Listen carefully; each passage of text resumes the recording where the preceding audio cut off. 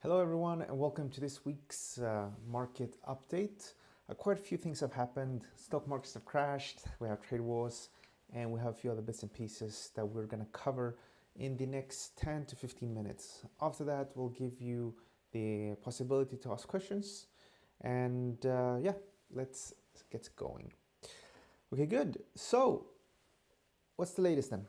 Well, the latest is that the US economy is holding up slightly better than expected. If we look here, this is the non-farm payrolls on this chart, and you can actually see that we added slightly more jobs than we'd done in the prior month.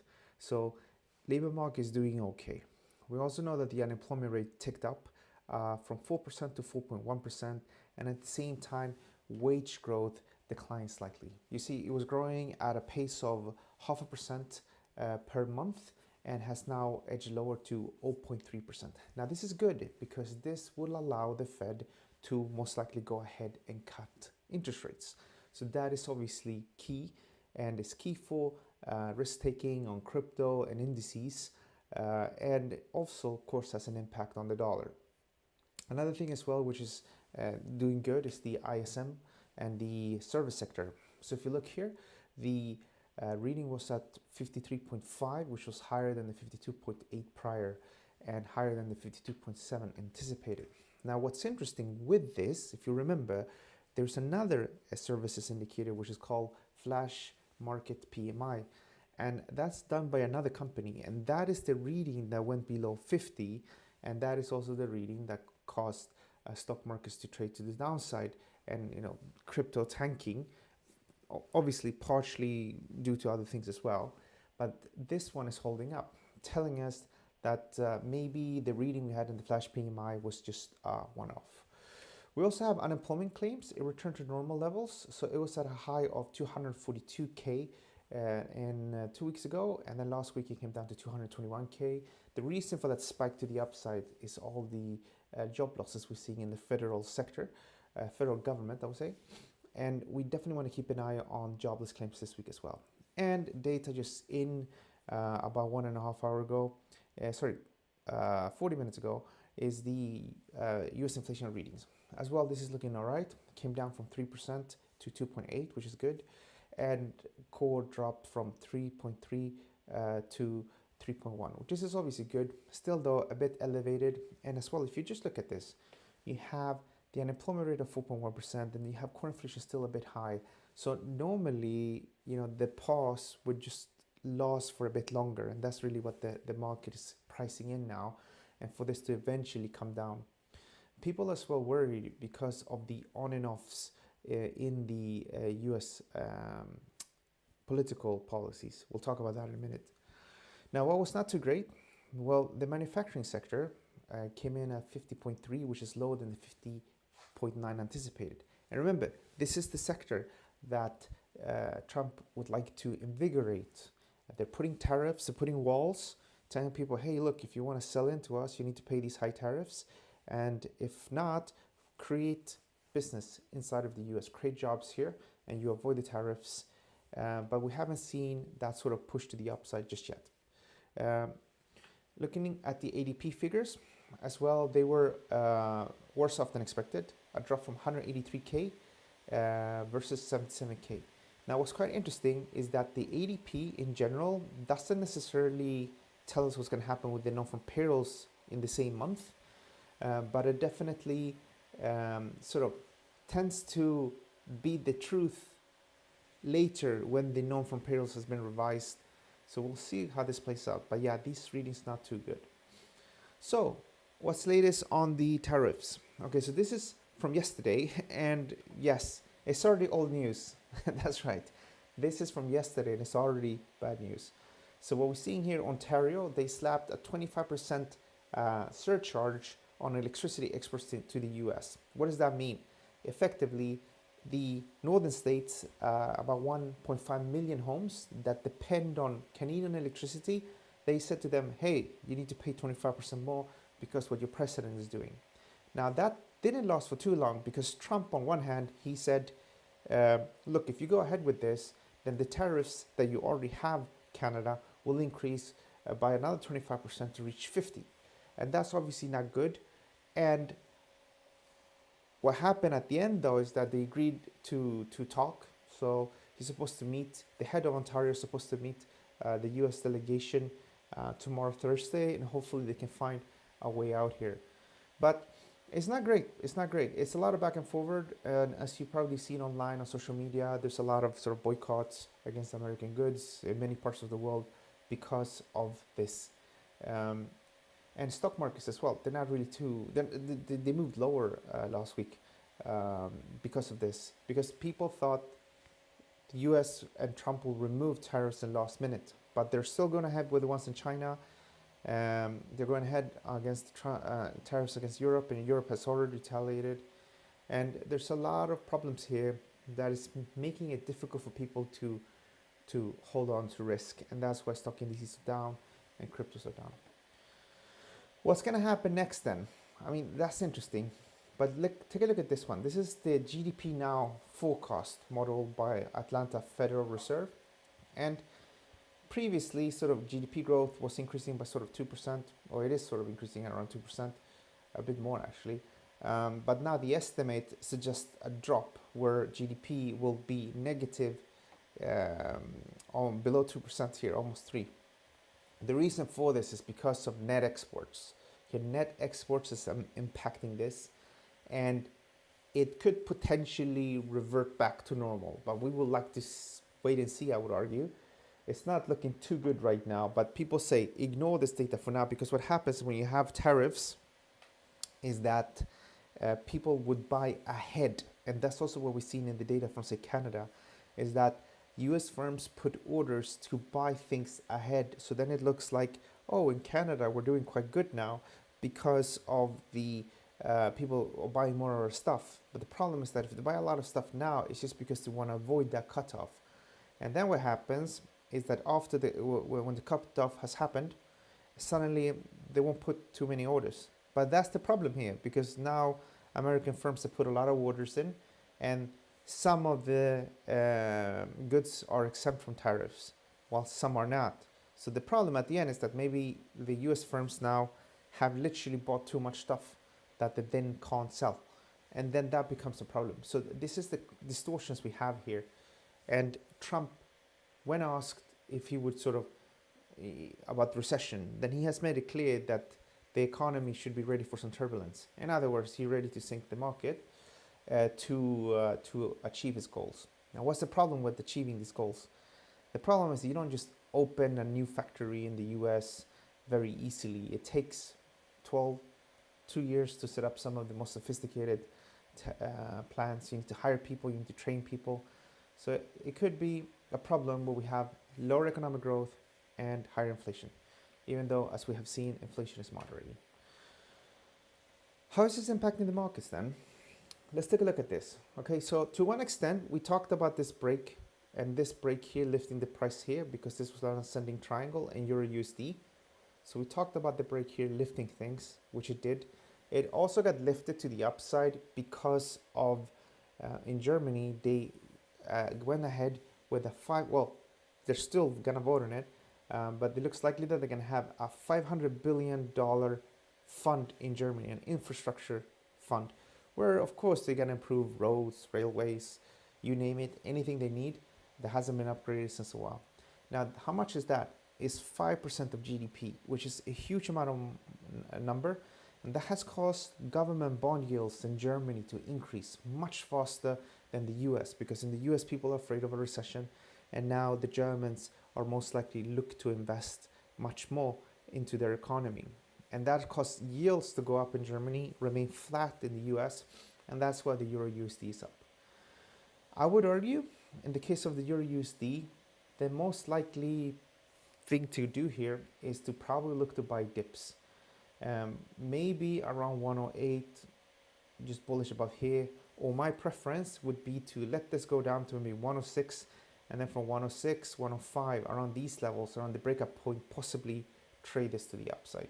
And I think you can have that move and then another leg to the upside, and then I suspect Euro USD is going to become range bound again. Because remember, Euro USD was capped by 112.46 for many months and years and supported down here.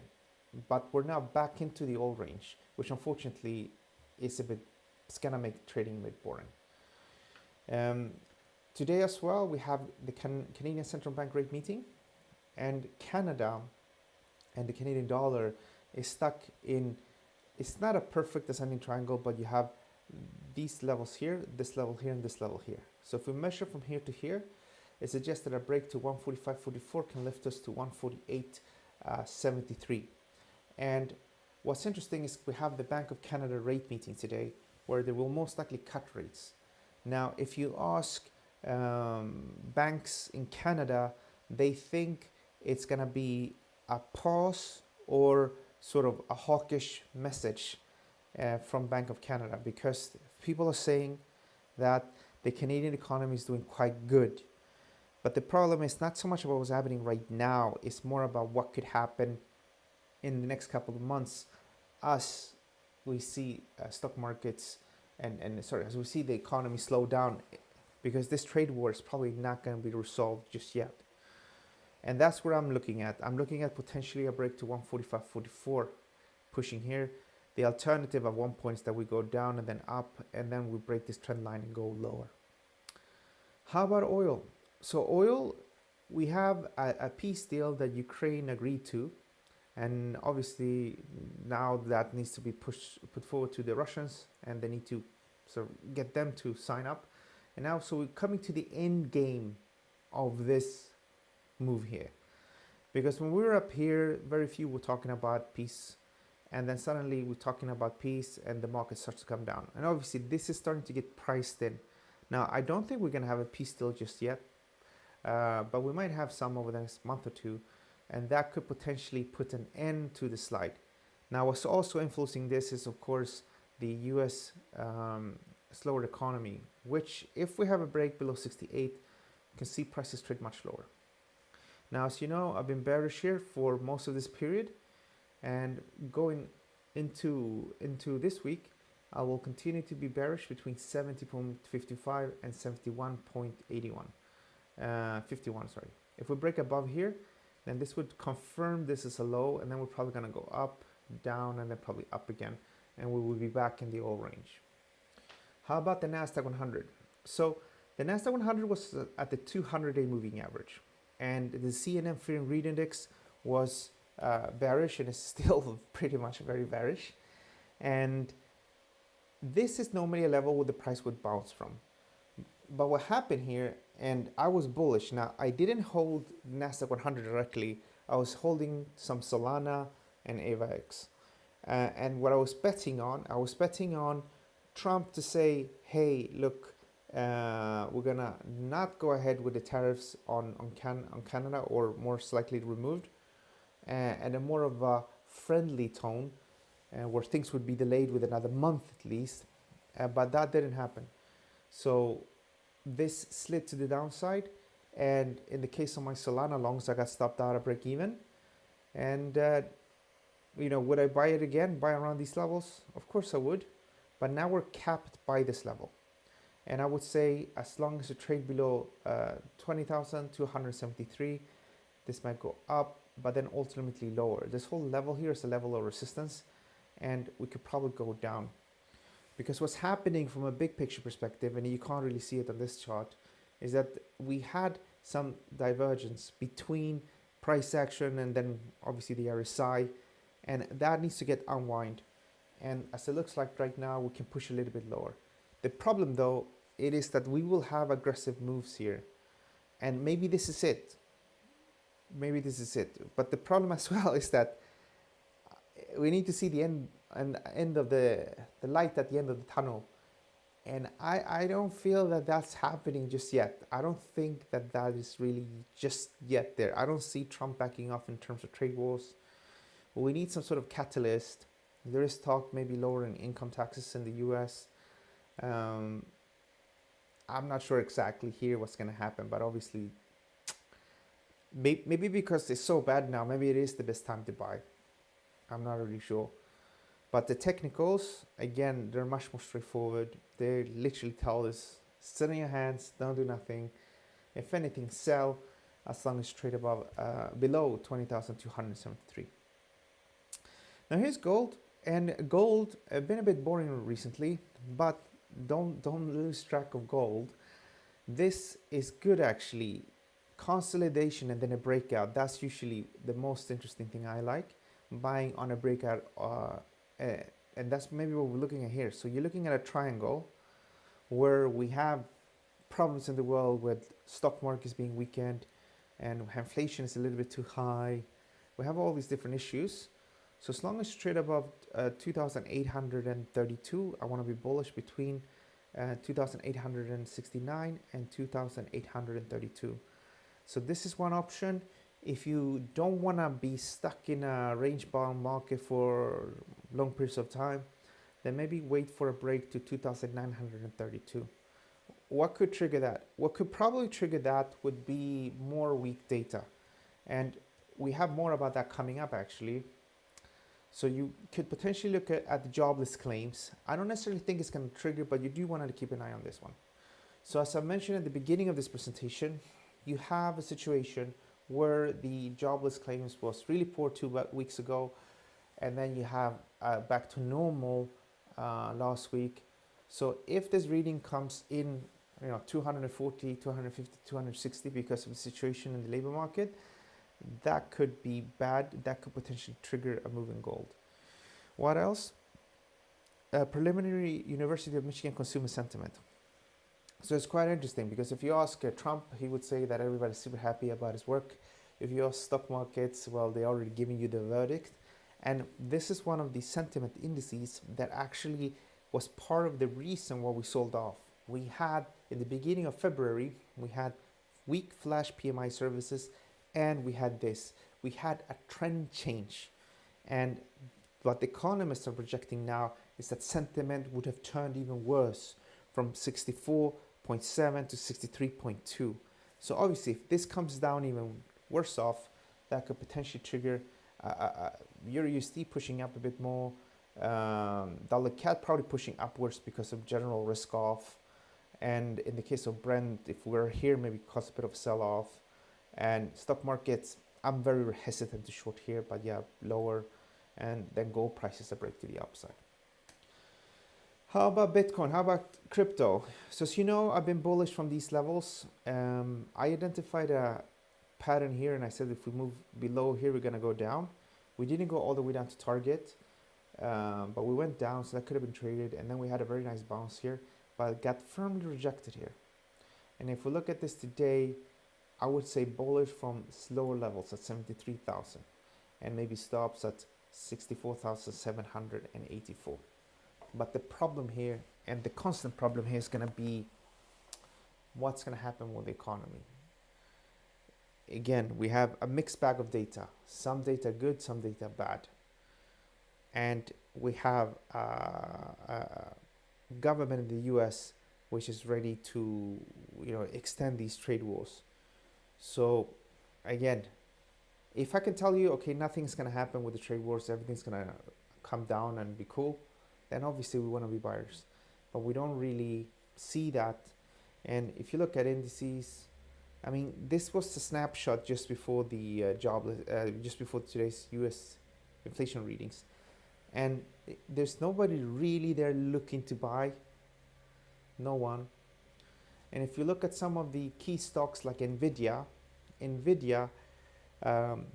caught up with its 200-day moving average, and it's now trading below the 200-day moving average, versus what we have seen historically is that you have this strong up moves and then you have a move to the downside, but you have Nvidia always being supported by the 200 moving average. Even the Nasdaq 100, for example, is below its 200 moving average. So again, I think there's a bit of a risk that this could maybe settle below here and then maybe push to the upside. In other words, we probably just need to relax a little bit and give this another week or two, maybe a bit longer, to figure out what the market wants to do. And with that, let's see if you have any questions. Otherwise, we're gonna wrap things up. Let me just open the chat.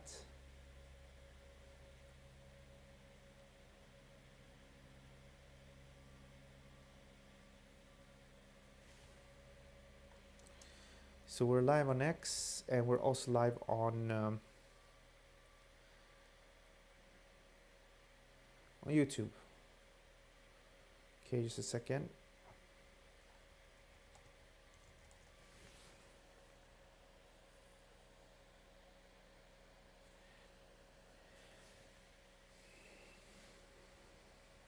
Thank you so much.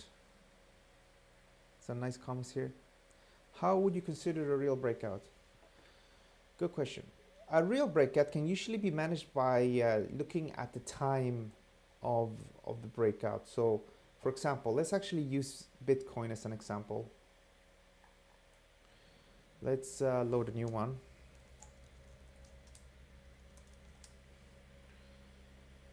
So the way I like to operate in terms of breakouts is to, you want to obviously figure out, let's use something better here actually.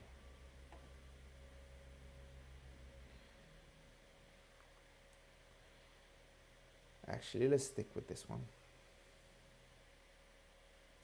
Let's do something different.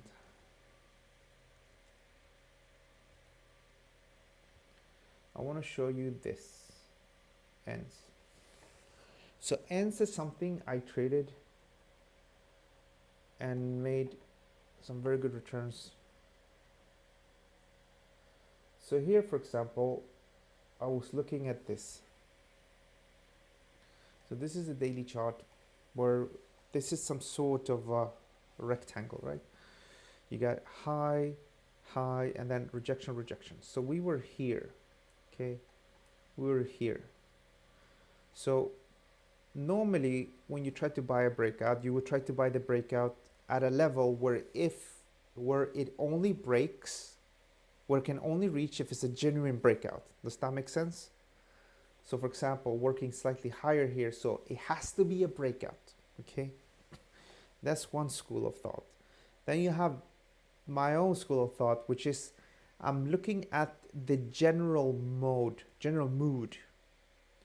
So when I bought ENS, there was a lot of things moving and being bullish, okay? And I would look at other asset classes. So for example, if you're looking at Euro USD and Euro USD is breaking to the downside, and at the same time you see GBP USD moving down and maybe Aussie dollar moving down. So you get a lot of markets either that had a breakout or about to have a breakout. Then I would usually trade on that, okay? And the idea here again is you could buy at the higher level where it has to be a breakout, or you can do what I do is that I literally look at other markets and then I go long, and usually I try to put the stop loss below the breakout point candle, okay, where that breakout is about to happen. So for example here, but what I also do is I have what we call a time stop. So I don't necessarily wait for the whole move to go up much higher. I actually prefer just grabbing and going long just at that level, okay? And then I look, okay, everything else is bringing out, yes, no, okay. If it's no, I try to avoid taking the long. But many times I still take the long, and then I buy. And then I just look, okay, what time is it? This needs to go up in the next hour or two for me to be confident. If it doesn't go up very quickly in the next couple of hours, like no more than 1 day, I break at even like 6 hours, like I would take a position at 9 o'clock in the morning, my time.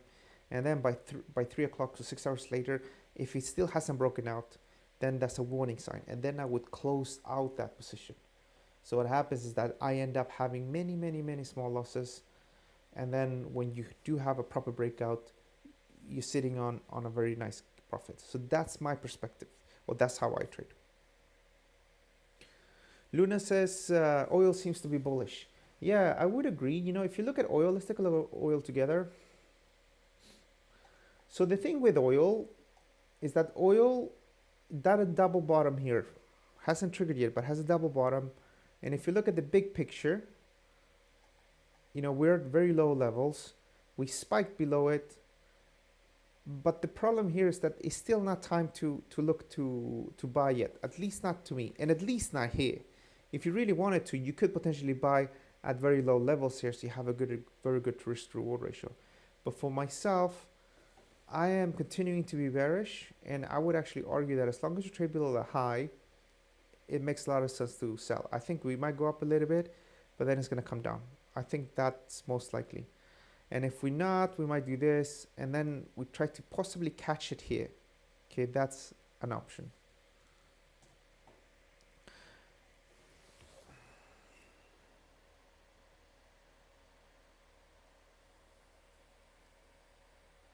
How can someone use lower time frame entries without going into the higher time frame narrative?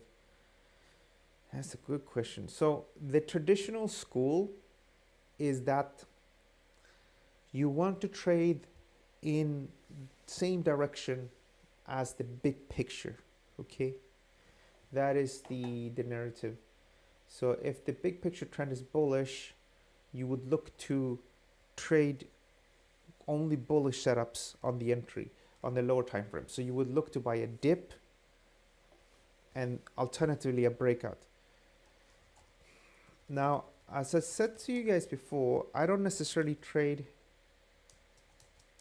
short term anymore because it doesn't suit me mentally.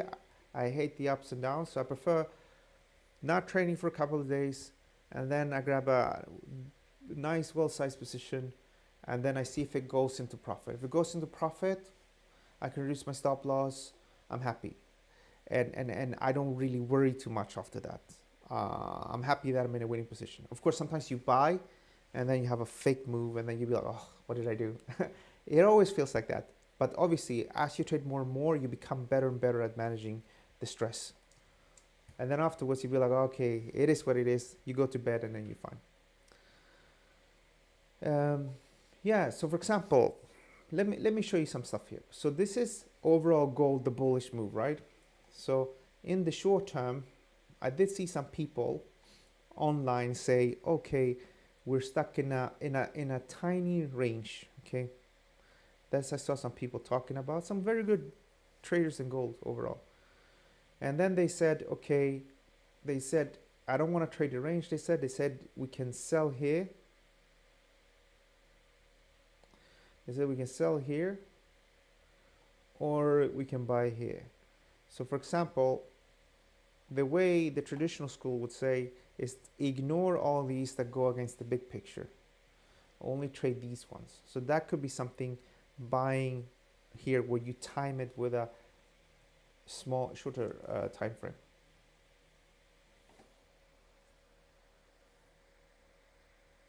So I get a question. Do I think we're gonna have a bull run in altcoins? No, not yet, unfortunately. I think we're in a tricky situation. I bought some, so I can just tell you what I did. So for example, this is AVAX, and I bought some, but then I stopped out. So this is AVAX. So here I was looking at this, okay, and I was looking at, okay, we're just above support, and I bought some, but then I was up a little bit, and then it came down and got me stopped out. And Solana, I did something very similar, where we were just above support, and I put some positions on, like, and then I put some stop positions. It went up nicely, and no, I didn't book profits because I thought I thought it was gonna go higher, and then it went down, a bit of profit, and then I bought a bit here again, but then I got stopped out. So I think my preference now, what I'm looking in terms of altcoins, is that you want to look for things that are trading sideways, and then possibly buy a bullish move. That's what I would do. So you're looking for, there's nothing right now right here, but to give you an idea, just before the latest slide, you had in DOT, for example, you had a small rectangle that could potentially be traded.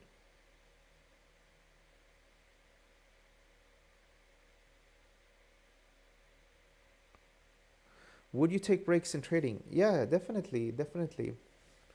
So it's really important to take breaks. If you take breaks, you get a bit more perspective.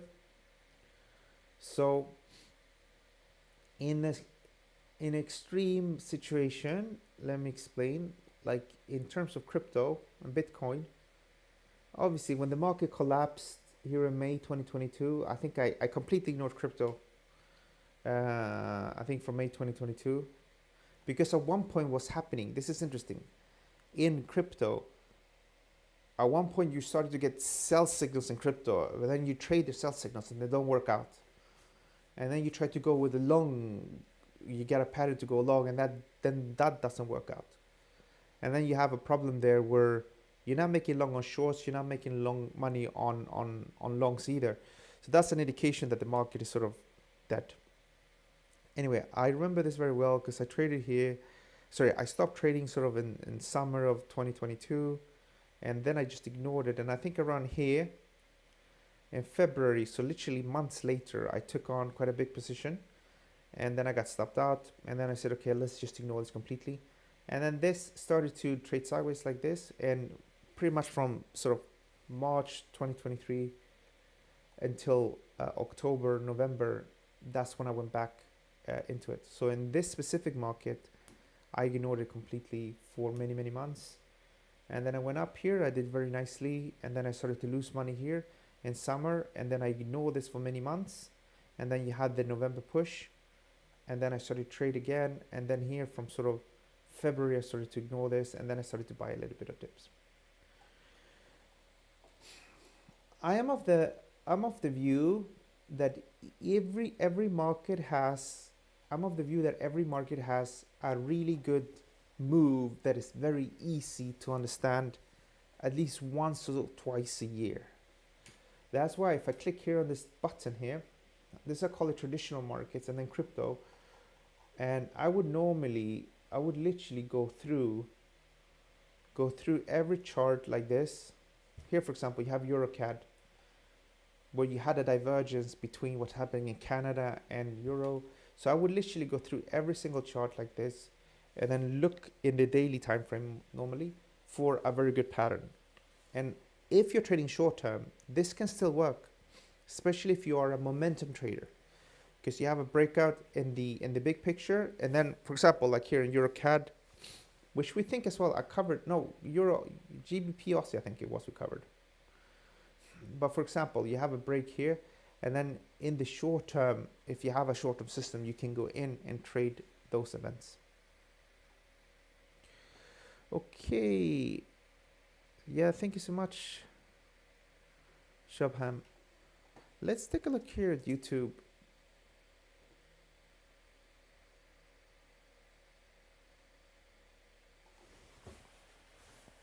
Okay.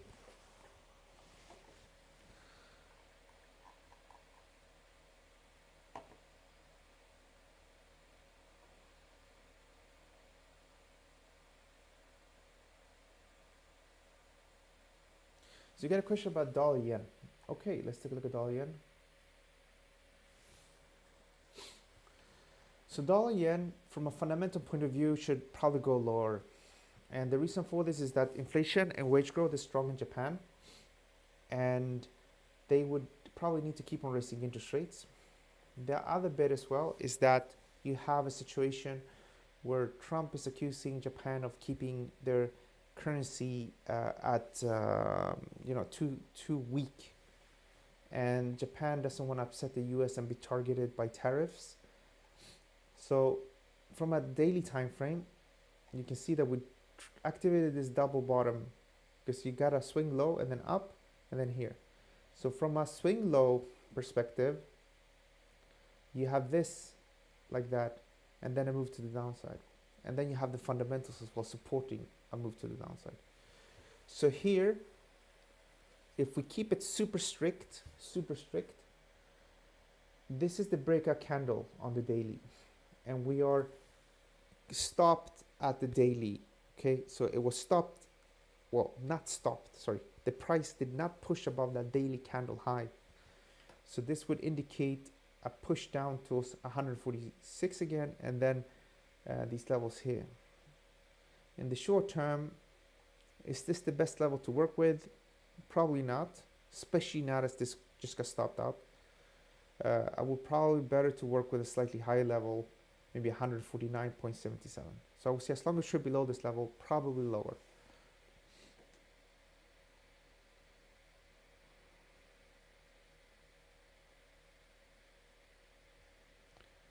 Gold as well. Yeah, I think it's obviously been a bit quiet recently, but yeah, I think gold can continue to go to the upside. Let me show you this.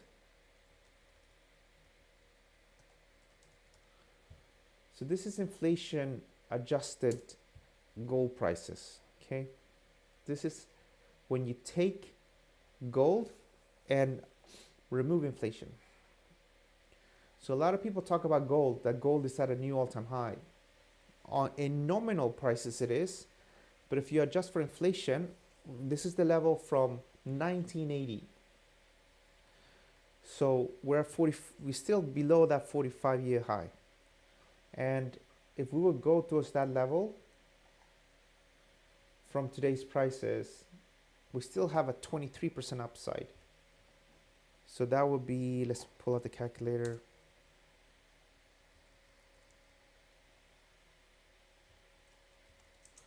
That means that gold prices might be able to go as high as 587. Okay, when we adjust for inflation. In the short term as well, you have here this huge wedge pattern, which if you measure here, we still have a bit more to go. So here you're looking at least maybe an 8% move to the upside, which seems quite likely. So I'm definitely bullish in gold.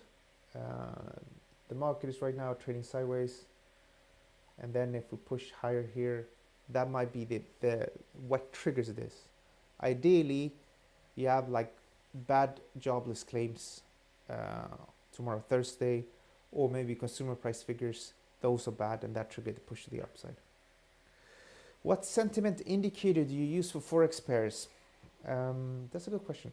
So I think there are they're not necessarily sentiment indicators, but there are position indicators. Like for example, forex positioning. So position forex position. Let's see. My FX book maybe.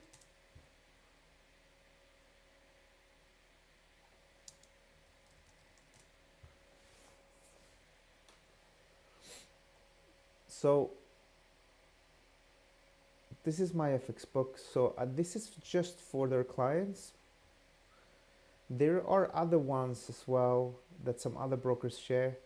You can see here that 20% of the market is long your USD and 80% of the market is short.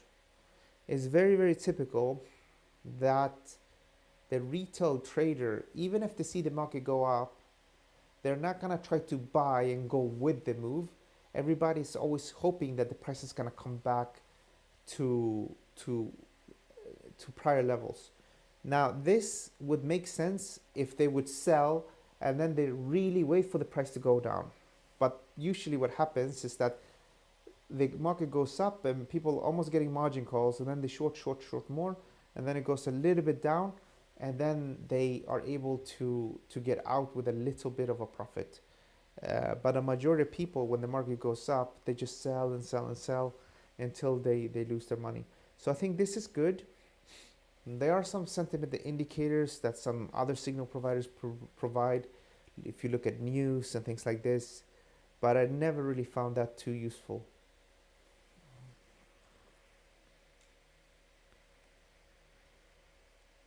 How do we tackle high impact news events? So I like to use high impact news events as a reason to enter the market. Of course, if you're trading with a prop trading firm, make sure that you are on the package that allows for news trading.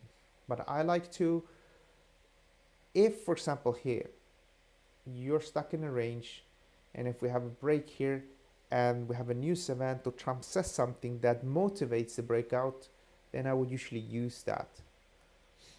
A very good example of where I did this very successfully that I remember very, very well is in Bitcoin on the back of the election. Okay, so on the back of the election, when it became clear that Trump was going to win, I started to buy here around 68, I think it was, something like this. Yeah, let me see here. Yeah, I think around this time here, somewhere here, I started to buy here. And remember, guys and girls, it's all about the risk to reward ratio at the end of the day. Risk to reward ratio and the probability of something happening. So in this case, when I started to buy Bitcoin and a few other markets, it started to become quite clear to me that Trump was going to win. And then I said to myself, okay, I'm going to put some risk on here. And if I lose, I'm going to lose a bit. But if I win, I'm going to win quite a lot. And that's exactly what I did here.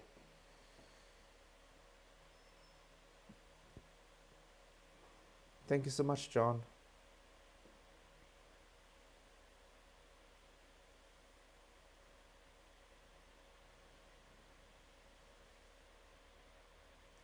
How much risk is ideal in these type of markets? Okay, so it depends really. People would say, yes, like John said, 1% on 1 to 2% per trade of your capital.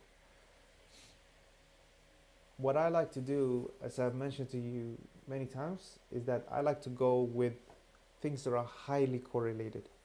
So for example, you have a pattern in one market, you put maybe 1.5% risk, suddenly it goes in your favor and you can start to reduce the stop loss, or you think you will be able to reduce the stop loss, and then you see another market is highly correlated and then you enter there as well. So technically you have 3% risk, but you already have a bit of profit on the first one. So if you will be stopped out, you're not going to lose 3%, you're going to lose less than that. And then I add more and more, especially in crypto. So what happens at the end of the day is that I might have 6% potential risk of my account, but I'm already up several percent on the other ones. So if I'm forced to close, it's gonna be very close to break even.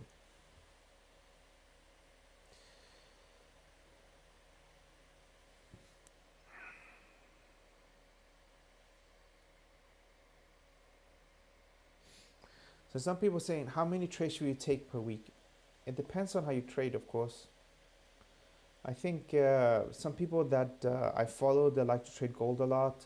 They will trade maybe 3, maybe 4 times a week at most, but they're trading in the short term. In my case, it depends on the market and what's happening. When it's more range bound like it is right now, I trade less, maybe like once or twice a week. And when there's much more activity, it can go up to 6. So question here, so I pyramid into my positions. Yes, exactly. I pyramid into my positions. It has worked really well for me, pyramiding, really well. I've done that over the years, and it's the opposite of what normal people usually do. So normal people, what they usually do, they buy, for example, buy a bit of gold here, okay? And then they are losing money, so they buy a bit more. And then they lose a bit more and they buy more and then buy more. And then, unfortunately, many people get stopped out. I do the opposite. I buy on the breakout, and then I don't necessarily go and buy the same asset, but I buy things that are highly correlated. So in the case of something highly correlated with gold, it would be silver, just to give you an idea. Or in case of, we can do it even simpler. For example, I know a lot of you don't trade it, but for example, you have a bullish breakout in the stock market, and then you start to get bullish setups in stocks, and then you start to buy those stocks. Okay, how do you manage stop loss orders in pyramid positions? So the same way as you manage stop loss orders in many other markets. So you would look for the lows in the index or in whatever you're trading. So this is a 12-hour chart, but it can be anything. It can be a 30-minute. So you literally just reduce stop loss orders as you move to the upside. Okay. I want to thank all of you. There's a lot of activity here. I really like it.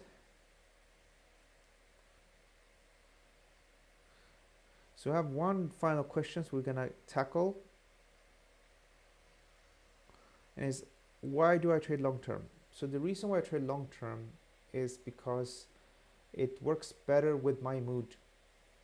So I don't like the idea that, you know, you can work. So I don't like the swings. That's it, really. I don't like the swings. I don't like the. I think nobody likes to lose, right? But I don't like the idea that you can be, you know, you win on Monday, on Tuesday you lose, and then on Wednesday you win, and then on Thursday you lose, and then on Friday you win. So over a week, you still made profits, right? Okay. If imagine it's a 1-to-1, okay? So you won 3 times and you lost 2 times, and then you won once for the whole week. If you do this week over week, obviously by the end of the year, you will have some very good returns, okay? So the problem though is that these up and swings throughout the week, I don't like them. So I prefer buying on Monday, getting a good entry, and then let that position run. You know, let that move up and down. And then if I get stopped out, it's fine. I only have like one losing day. Well, that, imagine open Monday and then on Thursday I get stopped out. So then literally just feel pain like on Thursday, and then that's it. Also, remember, anything in life takes time to develop. You know, you don't become good at any sort of thing in just a short period of time. And it's the same thing with the markets. You know, if you give your ideas some time, it will be okay. It will probably work out, you know. Even if you want to go against the trend, if you're happy to wait weeks and sometimes months, you're gonna be fine. But obviously, I prefer to trade with the trend. So say we buy here in the Nasdaq 100. Yeah, maybe we'll go lower, but if you hold the position for long enough time in the Nasdaq 100, it will go up most of the time. So time as well is something you can use to your benefit. Just let the position take its time to develop. Okay? I hope this provides a bit of insights. I'll be back next week, same time here on this channel. Don't forget to leave some comments and have a great day ahead.